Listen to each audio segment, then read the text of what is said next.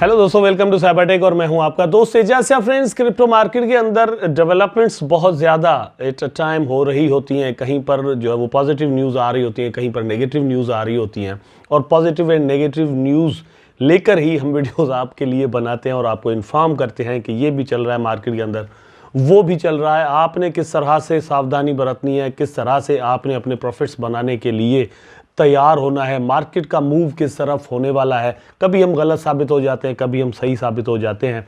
ये चीज़ें चलती रहती हैं। Profits and losses are the part of this market.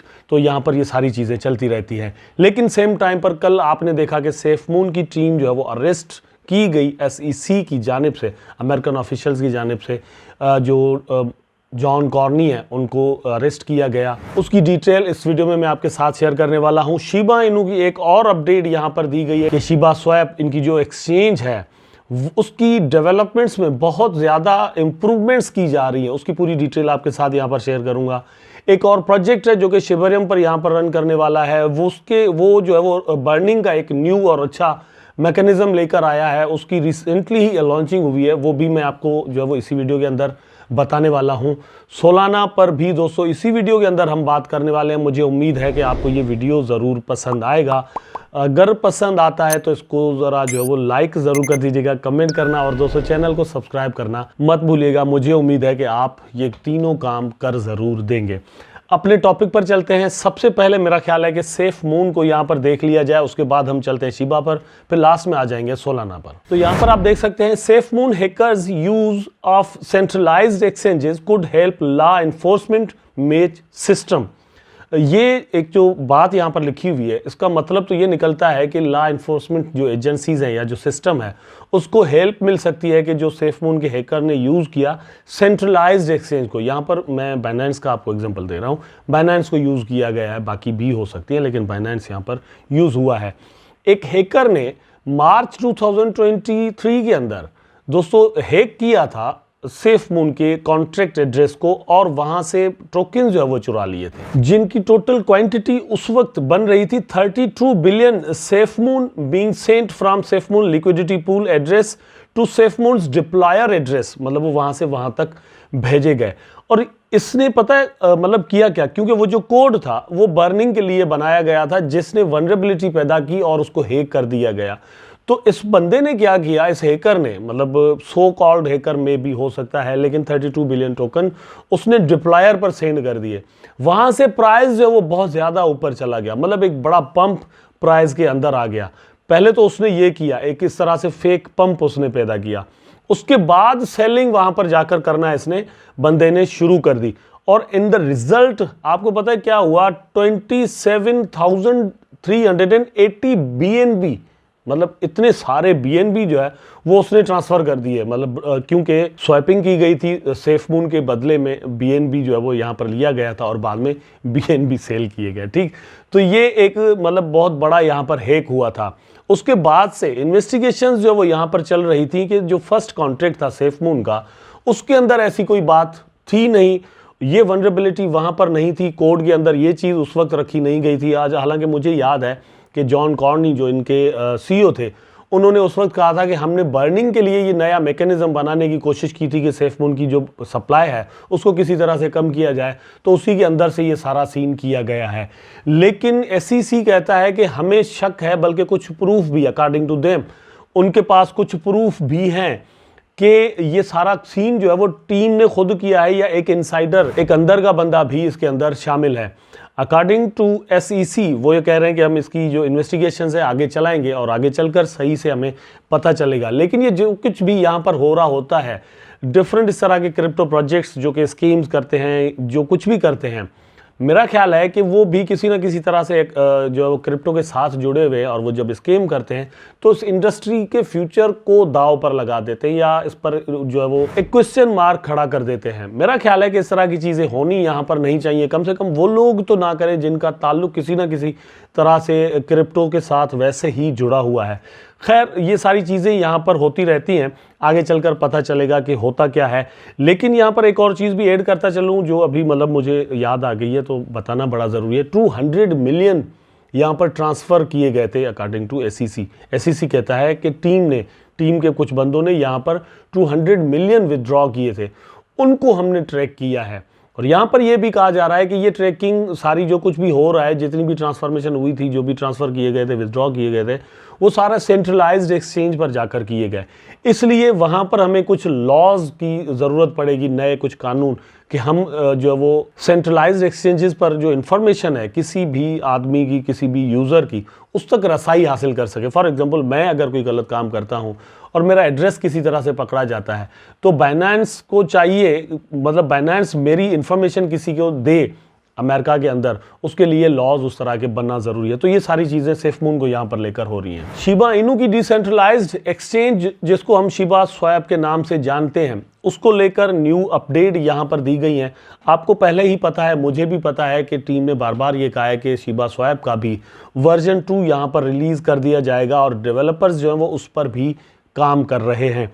तो यहाँ पर पहले ये बताया नहीं जा रहा था कि उस पर काम किस तरह का चल रहा है। अभी भी बहुत सारी चीज़ें जो है वो हिडन यहाँ पर रखी गई हैं, लेकिन कुछ चीज़ें बताई गई हैं उसके अंदर क्या है। तो डेवलपमेंट्स की जो अपडेट यहाँ पर दी गई है वो ये है कि उसमें ये बताया गया है कि शिबा स्वैप का जो वर्जन 2 हमारे सामने आएगा, वो एक पूरा पोर्टल होगा। वो सिर्फ स्वैप नहीं होगा जिस तरह बाकी स्वैप्स आप देखते हैं, पूरा एक पोर्टल होगा, क्रिप्टो का पोर्टल। अब क्रिप्टो का पोर्टल मतलब ये कि वहाँ पर क्रिप्टो से रिलेटेड आपको हर चीज़ मिल जाए, ठीक है। आप जो जानना चाहें, कोई सर्च बार वहाँ पर हो, ठीक है, न्यूज़ आपको वहाँ पर मिलती रहें, डिस्कशन फोरम जो है वो आपको वहाँ पर मिलते रहें, चार्ट्स वहाँ पर आपको मिलते रहें, सोशलाइजिंग आप क्रिप्टो बेस वहाँ पर कर सकें, वो सारी चीज़ें वहाँ पर हो, स्वैप भी सेम टाइम पर वहाँ पर हो, तो बहुत कुछ पोर्टल के अंदर आ जाता है। अब अगर इतनी सारी डेवलपमेंट्स स्वैप के अंदर की गई हैं या की जा रही हैं, तो उसकी सिक्योरिटी भी उसी तरह से रखना ज़रूरी है। ये मेरा मैसेज, मेरा ख्याल है कि टीम को ज़रूर पहुंचना चाहिए। अब ये है कि वो तो इंग्लिश भैया समझते और बोलते हैं, हम यहाँ पर हिंदी उर्दू में बात कर रहे होते हैं, देखते हैं पहुंचता है मैसेज, नहीं पहुंचता। लेकिन ये सारी चीज़ें जो वो यहाँ पर ख्याल रखना बड़ा ज़रूरी है। डेवलपमेंट्स तो सेम टाइम पर चलनी चाहिए और होनी भी चाहिए। यहाँ पर सबसे बड़ी बात यह है कि बर्निंग को लेकर कोई मैकेनिज्म बनाया जाए, या फिर बर्निंग जो है वो शो होनी चाहिए, पता चलना चाहिए कि इतने टोकन जो है वो इस वक्त बर्न हुए, मतलब हर एक ट्रांजैक्शन जो है वो पकड़ी जानी चाहिए कि ये यहाँ पर बर्निंग इस तरह से हो रही है। एक भी टोकन अगर बर्न हो तो पता चलना चाहिए। दूसरी बात यह है कि मतलब ये ब्लॉकचेन के अंदर इनोवेशन करें, स्वैप के अंदर करें, जो चाहें करें, लेकिन बर्निंग को ईजी करें, बर्निंग को सस्ता करें। बर्निंग अभी भी इथेरियम पर हो रही है, ये एक बहुत बड़ा मसला है। और इसी चीज़ को लेकर दोस्तों, ये एक नया जो प्रोजेक्ट है पासजोन के नाम से मतलब आना था और वो रिलीज भी हो चुका है, NFT प्रोजेक्ट है। उन्होंने कहा है कि हमने अपना एक ऐसा मैकेनिज्म बना दिया है कि हम शिबरियम से टोकन्स को वापस इथेरियम पर लेकर आएंगे और यहाँ से बर्निंग भी बड़े आराम के साथ कर सकेंगे, और अपनी वो फर्स्ट बर्निंग यहाँ पर करने वाले भी हैं। 24 अक्टूबर को दोस्तों ये प्रोजेक्ट लॉन्च हुआ था, और उस वक्त जब ये लॉन्च हुआ था तो NFT की जो मिंटिंग है वो इतनी हुई थी कि रिक्वेस्ट आ गई थी कि भैया ये मिंटिंग आप जो है वो बंद करो, यहाँ पर बड़ी प्रॉब्लम हो रही है। तो वो यूज़ इतना उस तरह से प्रोजेक्ट हुआ है। देखते हैं कि ये इस तरह के प्रोजेक्ट्स जो है वो शिबा इनू के इकोसिस्टम को कितना फ़ायदा आगे आने वाले दिनों में दे सकते हैं। लेकिन ये जो पासजोन है ये भी एक बहुत ही अच्छा प्रोजेक्ट है। इनका जो फाउंडर है, उनके डायरेक्ट कनेक्शंस जो वो सातोशी कुसामा और बाकी टीम के साथ हमें देखने को मिलते हैं, क्योंकि शिबरियम का जो टेलीग्राम ग्रुप बनाया गया था, जो चैनल बनाया गया था, पासजोन के CEO को ही उसका एडमिन बनाया गया था। तो इस तरह से लगता है कि इनका ट्रस्ट जो वो एक दूसरे पर अच्छा है। देखते हैं कि ये कहाँ तक चलता है। BTC की बात कर लेते हैं ज़रा। ये एक और वीडियो के अंदर यही चीज़ मैंने शेयर की थी, लेकिन यह है कि मतलब हर दोस्त हर वीडियो नहीं देखता, तो जस्ट ये न्यूज़ आप तक पहुंचा देता हूं। New BTC price breakout, see Bitcoin traders confirm targets up to 48K। तो इस चीज़ के चांस यहाँ पर पैदा हो गए हैं कि BTC का प्राइस 48K तक चला जाए। अगर ये प्री हाविंग है, हाविंग से पहले हो जाता है, तो इसका प्राइस जो है वो ट्रिपल होना कोई बहुत बड़ा मसला नहीं होगा आफ्टर हाविंग। मतलब 2024 के एंड तक या फिर 25 के अंदर BTC का प्राइस जो वो $1.5 लाख डॉलर तक जाना कोई बहुत बड़ा मसला दोस्तों मेरी नज़र में नहीं होगा। और इसी तरह की कुछ प्रेडिक्शंस भी यहाँ पर की जा रही हैं, लोग भी कुछ ऐसा सोच रहे हैं। आपकी स्क्रीन पर है, आप देख सकते हैं। अच्छा, अब चलते हैं सोलाना पर। आपकी स्क्रीन पर है, आप देख सकते हैं Solana gains 80% in a month as Firedancer goes live on testnet. तो ये जो फायर डांसर है ये एक्चुअली है क्या, फायर डांसर, ठीक है। ये पहली बात तो मैं आपको मतलब यहाँ पर ये बता दूं कि सोलाना अपनी जो स्केलेबिलिटी है उसके लिए जाना जाता है कि सोलाना की बहुत ज़्यादा स्केलेबिलिटी है, चीप है, इसकी ट्रांजैक्शन जो है वो बड़ी सस्ती पड़ती हैं क्योंकि स्पीड इसकी ट्रांजैक्शन की बहुत ज़्यादा है। लेकिन टीम इसी चीज़ को फोकस भी कर रही है कि और भी अपनी स्पीड को बढ़ाया जाए, क्योंकि इसी चीज़ को लेकर कंपटीशन भी मार्केट के अंदर बढ़ता जा रहा है। एवैक्स आ गया या इस तरह के और भी प्रोजेक्ट्स हैं जो कि सबसे ज़्यादा इस चीज़ पर काम कर रहे हैं। अब इसका रीज़न क्या है वो भी यहाँ पर आपको बता देता हूँ। वो ये है कि जितनी ज़्यादा एडॉप्शन होगी क्रिप्टोज़ की, जितना ज़्यादा लोग क्रिप्टो को एडॉप्ट करेंगे तो उतनी ही ज़्यादा ट्रांजेक्शन्स भी होंगी, यूटिलिटी भी होगी। मतलब ज़्यादा लोग आएंगे तो ज़्यादा लोग एक दूसरे को सेंड करेंगे, ठीक है। तो ज़्यादा लोग जब आएंगे तो ज़्यादा, जब बारिश होती है तो ज़्यादा पानी आता है ना। आपको पानी नजर आएगा जब बारिश होता है। तो यहां पर यही वाला फार्मूला है कि जब ज्यादा लोग इसको यूज करेंगे, ट्रांजैक्शन ज्यादा होंगी, तो आपको स्केलेबिलिटी बहुत ज्यादा चाहिए होगी। अदरवाइज ये कि फीस बहुत ज्यादा बढ़ जाएगी। फीस बढ़ेगी तो लोग आपके नेटवर्क को छोड़ देंगे, किसी और नेटवर्क की तरफ देखने लग जाएंगे। इसलिए सारे प्रोजेक्ट्स जो है वो इस वक्त इसी चीज पर काम कर रहे हैं कि जो स्केलेबिलिटी है, जो ट्रांजैक्शन की स्पीड है वो बहुत ज्यादा होनी चाहिए ताकि फीस कम लगे।